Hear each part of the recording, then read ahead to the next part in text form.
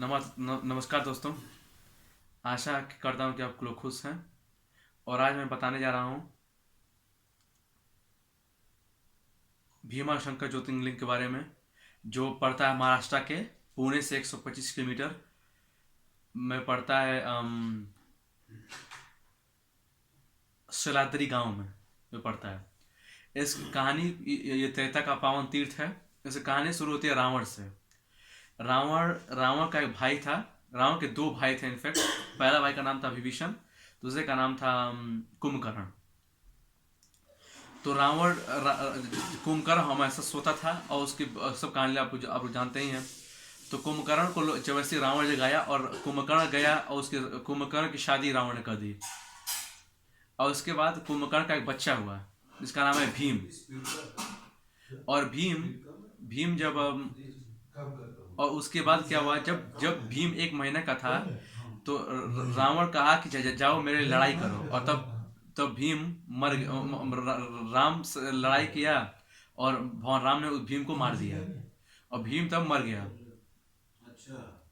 और भीम जब मर गया तब भीम उसके बाद जब भीम जब बड़ा हुआ तो एक दिन अपनी माँ से पूछा, ये सब बच्चे मुझे चिढ़ाते हैं, तुम्हारे पास बाप नहीं है, तुम्हारा बाप कहाँ है? तो भीम घर आया।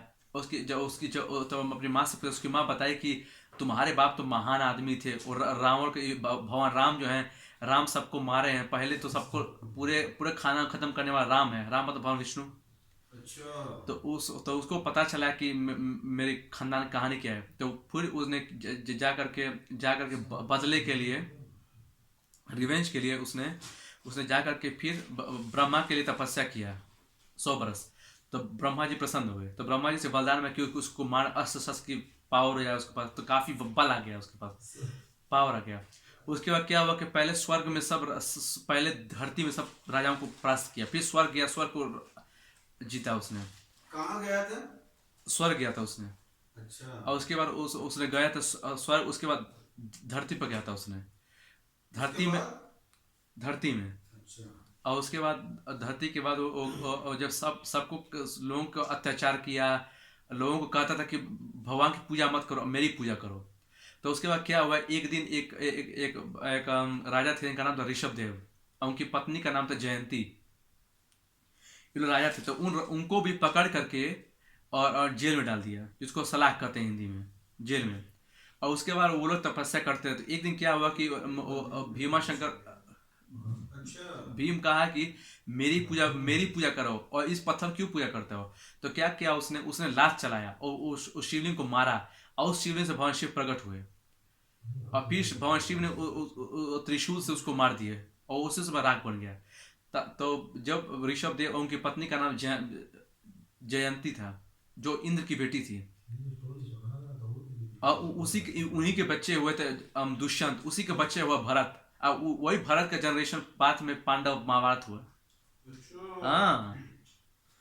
तो वही है। हाँ वही। ऐसा है। हाँ, काफी जनरेशन अच्छा। बाद। तो क्या हुआ, वही ऋषभ देव और उनकी जमयंती, उनके 9 बेटे। सबसे बड़ा था दुष्यंत, उसके बच्चा भरत, जो इसके नाम से भारत इंडिया बना है। ये सब बहुत बड़े बड़े राजा हुए हैं। उसके बाद क्या हुआ, भगवान शिव ने उसको संहार किया। उमर तब से ऋषभ देव ने कहा, उनकी उनकी पत्नी का नाम था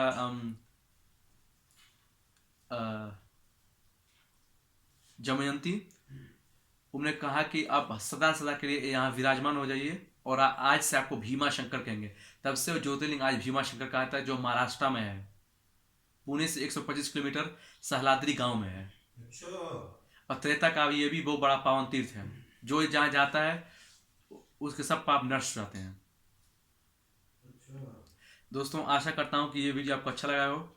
लाइक करिएगा, सब्सक्राइब करिएगा और बेल आइकॉन ना दबाना भूलेगा। जय भीमा शंकर।